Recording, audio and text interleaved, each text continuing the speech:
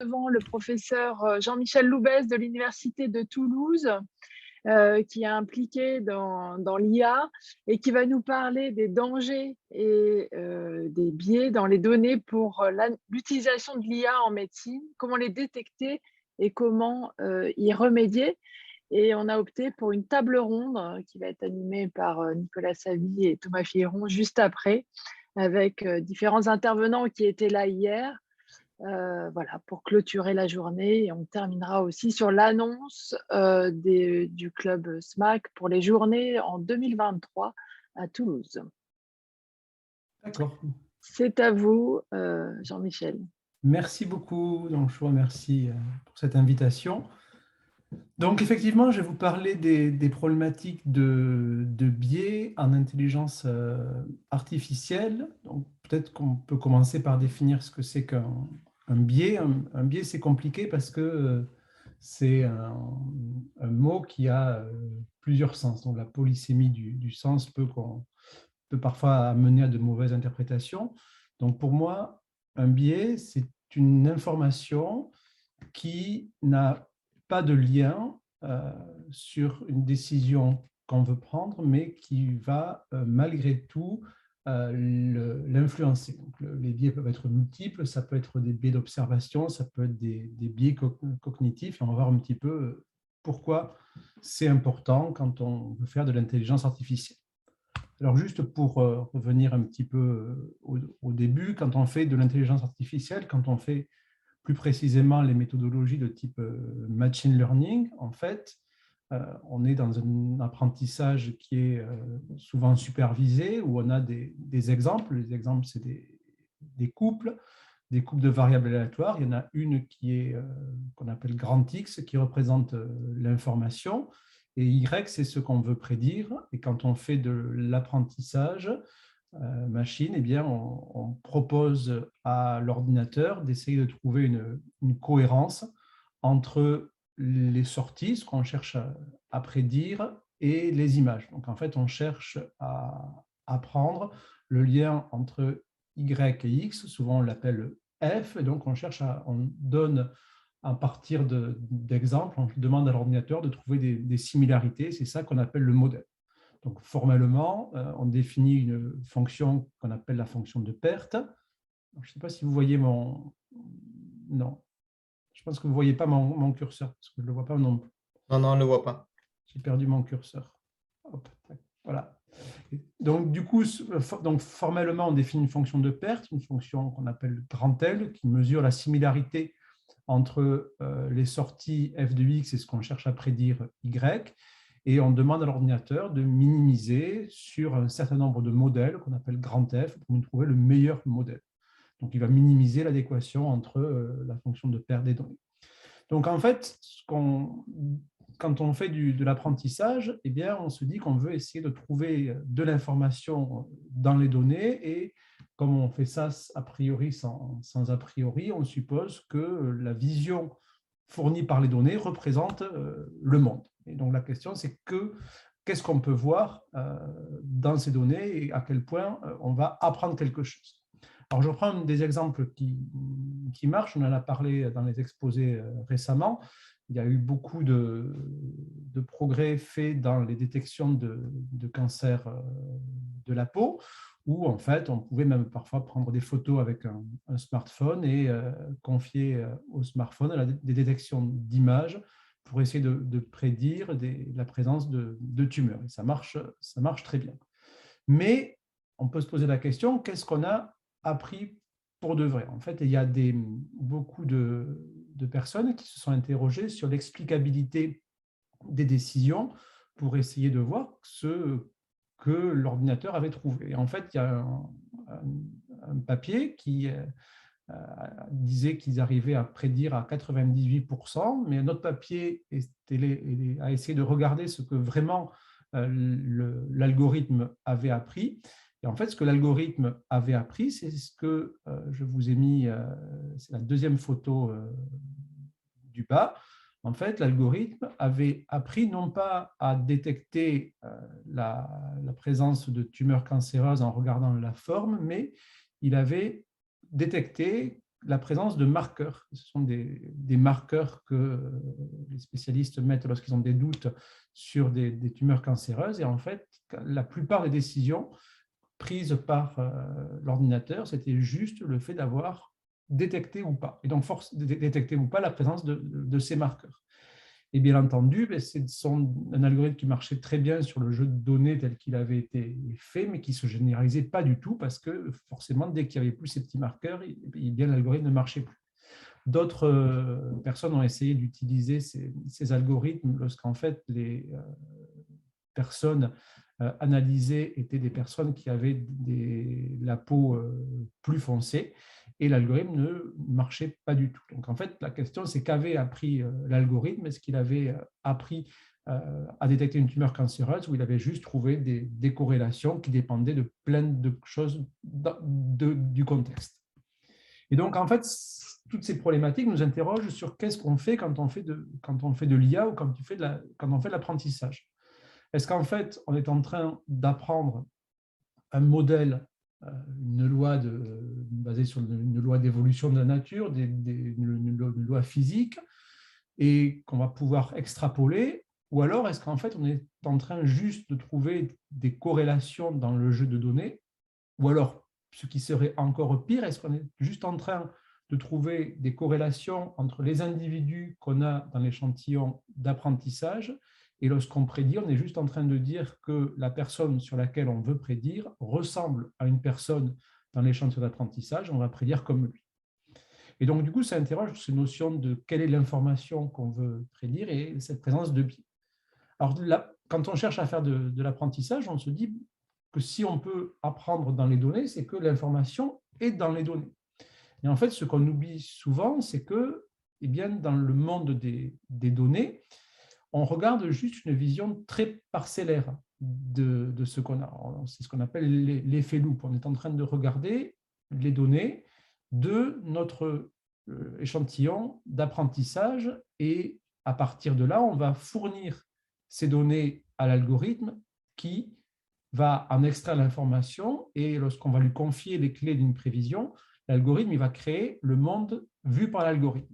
Et donc, on espère que le monde vu par l'algorithme ressemble au monde des données. Alors pour ça, on a quelques théorèmes mathématiques qui disent que ces mondes ne sont pas très, très éloignés, mais en fait, ce n'est pas ce qu'on voudrait. On voudrait construire un algorithme qu'on ne veut pas utiliser simplement dans le monde des données, mais qu'on aimerait construire dans notre monde à nous. Et notre monde à nous, il n'est pas forcément proche du monde des données. Et quand bien même on arriverait à avoir des données qui soient totalement représentatives de notre monde, ce n'est peut-être pas le monde dans lequel on aimerait vivre, parce que notre monde peut aussi avoir des biais. Alors, pour vous en convaincre de la présence de ces biais, vous avez un petit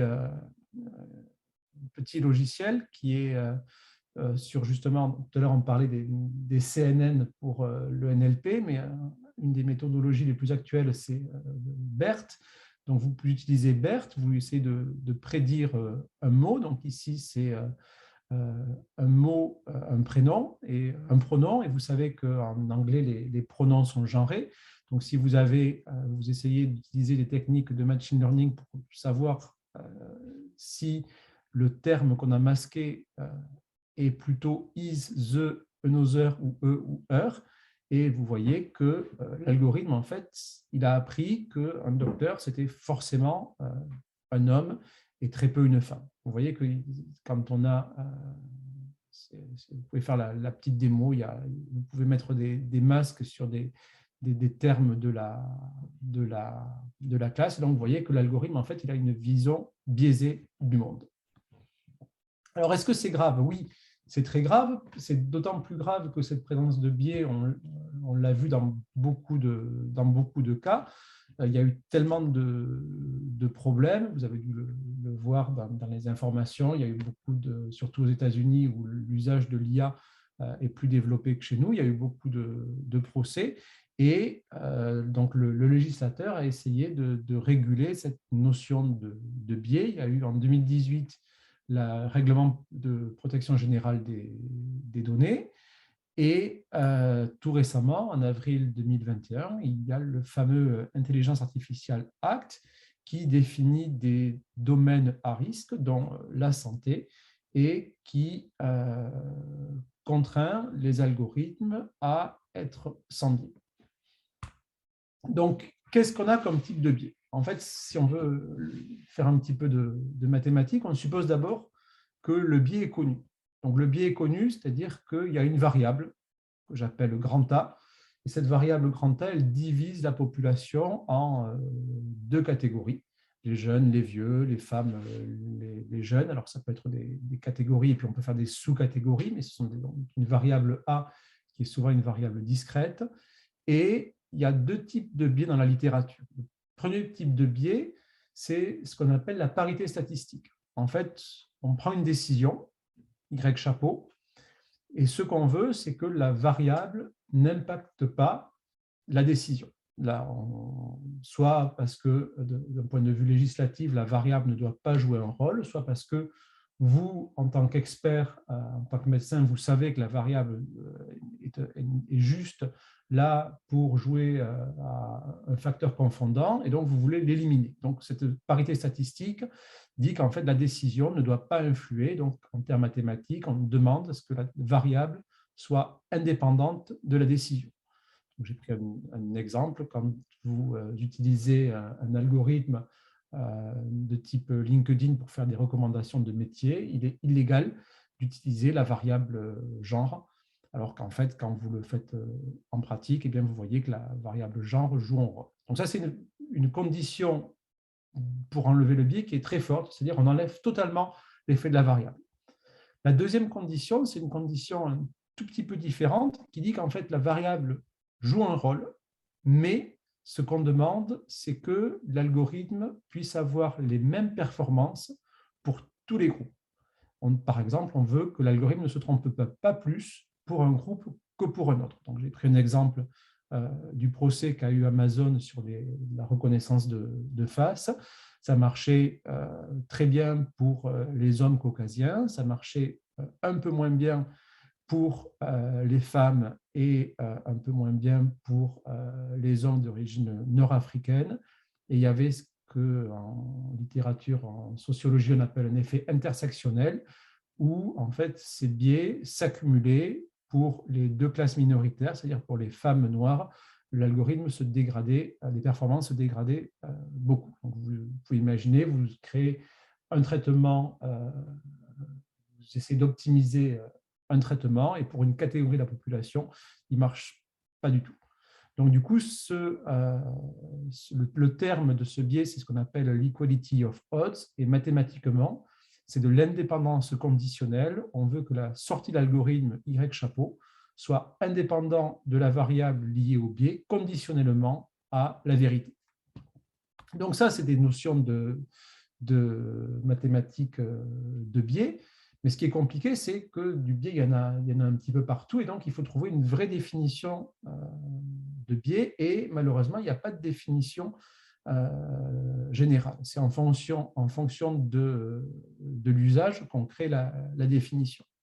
Ensuite, une fois qu'on a défini cette définition qui souvent repose sur des notions d'indépendance de distribution, eh bien, en fait, il faut la quantifier. Alors, quantifier l'indépendance, c'est facile, mais quantifier la presque indépendance, ce n'est pas évident. Parce qu'en fait, la presque indépendance, pour ça, il faut une mesure. Et en fait, il n'y a pas de mesure totale d'indépendance. On a des mesures de type d'indépendance. On peut mesurer l'indépendance linéaire avec de la corrélation. On peut mesurer de l'indépendance par rapport à un certain nombre de fonctions. On peut mesurer l'indépendance par rapport à des projections dans des espaces de Hilbert. C'est des critères qu'on appelle de l'indépendance hilbertienne, HSIC. Et donc, il faut définir cette façon de quantifier le biais. Donc, une fois qu'on a quantifié le biais, on peut le détecter et on peut essayer de le corriger. Alors, comment est-ce qu'on corrige le biais? Hop. En fait, il y a trois façons de corriger le biais. Il y a trois façons de corriger le biais. La première façon de faire, c'est se dire, voilà, je vais prendre mes données et je vais essayer d'enlever les données, d'enlever l'information du biais. Alors, je vous ai mis un exemple. Vous avez la variable x conditionnellement à a qui vaut 0, qui a une loi, qui est différente de la variable x sachant a égale 1, qui suit une autre loi. Et en fait, ce qu'on veut, c'est effacer la dépendance par rapport à A ou la réduire. Donc, en fait, on veut essayer de bouger les deux distributions et les amener sur une distribution commune où A ne jouerait pas de rôle et qui permettrait malgré tout d'apprendre. Donc, ça, c'est des techniques qu'on appelle de pré-processing. On essaie d'enlever l'influence. Et une fois qu'on a enlevé le biais du jeu de données, on se dit qu'en apprenant à partir de ce jeu de données modifié, on va garder l'information qui nous intéresse, mais enlever le biais. Une deuxième façon de faire, c'est le in-processing, c'est-à-dire essayer, une fois qu'on a quantifié le biais à partir d'un critère, d'essayer de pénaliser quand on apprend, c'est-à-dire on va apprendre, et c'est donc l'image que je vous ai prise, un réseau de neurones, on essaie de prédire, et on a une pénalité qui permet de réduire le biais. Lorsqu'on apprend, eh bien, on va essayer d'équilibrer l'apprentissage entre, d'un côté, on essaie de minimiser l'accuracy, donc minimiser la perte, comme on fait d'habitude, mais on rajoute une contrainte qui nous force les données à la sortie de l'algorithme à ne pas dépendre de ce biais. Donc, au fur et à mesure qu'on apprend, on contrôle le biais. Et puis, la dernière méthode, c'est le post-processing. Une fois qu'on a appris l'algorithme, eh bien, on va essayer d'enlever le biais dans les sorties de l'algorithme en essayant de modifier les sorties une fois que l'algorithme a appris. Donc, par exemple, c'est toujours avec des techniques, si je sais à peu près la répartition de la sortie de l'algorithme pour les femmes, je connais la sortie de l'algorithme pour les hommes, eh bien, je peux essayer de comprendre ce qui change lorsqu'on passe d'un homme à une femme et et donc du coup essayer de réduire un petit peu ces changements. Alors forcément, c'est compliqué parce que quand on va faire ça, eh bien, on va essayer d'enlever le biais. Or, le biais, en fait, comme disait Cathy O'Neill, le biais est partout. Le biais est partout et le biais, il permet aussi d'apprendre. Par exemple, je prends un exemple qui est tiré d'un article d'un package qui s'appelle LIME, qui est un package d'explicabilité de réseaux de neurones. Ici, c'est un exemple où on cherche à prédire, à différencier des huskies d'un chien. Et en fait, lorsque on regarde les huskies qui sont très mal classifiés, donc qui sont classifiés en loup, quand on demande à l'algorithme pourquoi, quand on essaie de comprendre qu'est-ce que l'algorithme a regardé pour prédire mon pauvre husky en loup, eh bien, vous voyez que en fait, les pixels qu'il a regardés, il n'a pas tellement regardé le loup, mais il a regardé ce qu'il y avait autour du loup. Et en fait, l'algorithme, il a juste appris que lorsque on a un chien qui ressemble à un loup, si derrière il y a de la neige, c'est qu'il ressemble à un loup. Donc en fait, le fait qu'il y ait de la neige derrière, c'est nous qui le comprenons comme ça. Et donc en fait, il y a du biais.